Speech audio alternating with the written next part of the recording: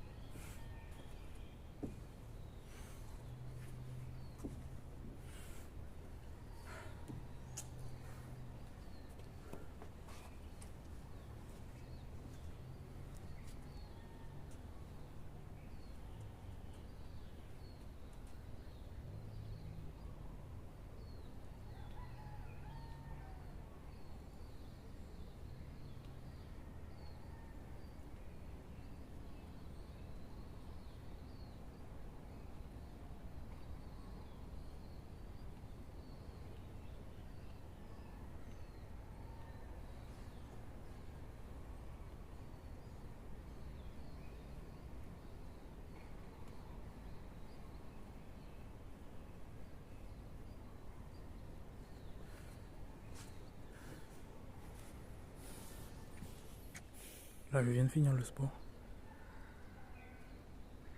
Ça fait en quelque sorte, bon, là je me suis entraîné la semaine dernière au stade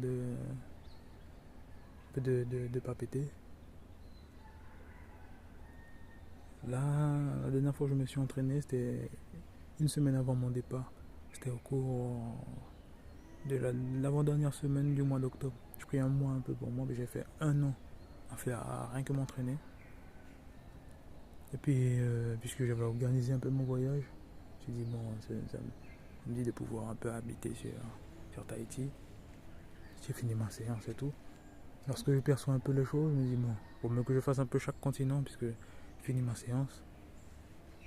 Je vais voir un peu dans l'avenir si je vais pouvoir faire. Afin de pouvoir boucler un peu la boucle. Hein. Finir le tour.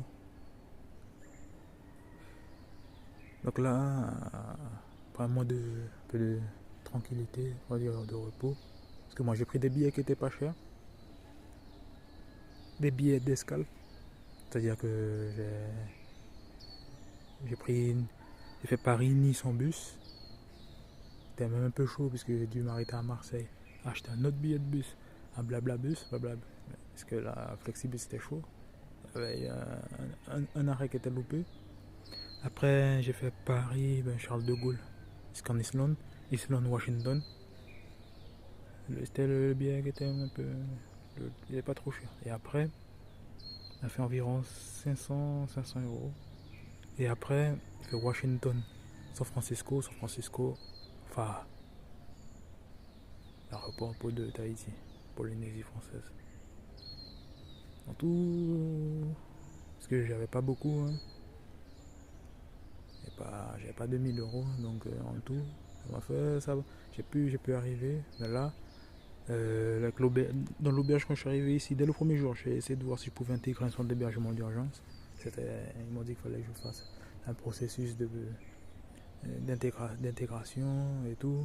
Et après, c'est là que je me suis dit, bon, vous avez vu de quoi il me parle comme processus d'intégration, parce que je dors dehors, que la maraude me voit. Et il y avait déjà un qui était plein, un des centres d'hébergement d'urgence qui était plein, je ne pouvais pas faire l'intégration. Et l'autre, il fallait qu'il voit ce que je suis, qui je suis. Donc bon, voilà, là c'est chaud. Donc c'est pas pour dire que j'aurais quoi que ce soit. Et moi je suis un gars que je chôme pas, je travaille quoi s'il le faut. Et l'ensemble des demandes, l'ensemble des CV, de motivation envoyées, aucune réponse. Entreprise même où je sais que je devais taffer pour faire ma séance, refusé. Donc bon, là peut-être à Nice, je pense pas que c'est pas la peine. Hein. J'ai pas acheté de maison à Nice. J'ai pas fait d'argent à la loterie et c'est la loterie que je dois me payer. Parce que je suis déjà assez avancé dans mon projet entrepreneurial. Donc là, peut-être c'est retour directement là où j'ai fait ma séance, hein, il y a un peu moins de 10 ans. Le département Guyane. Et voilà. Là c'est chaud.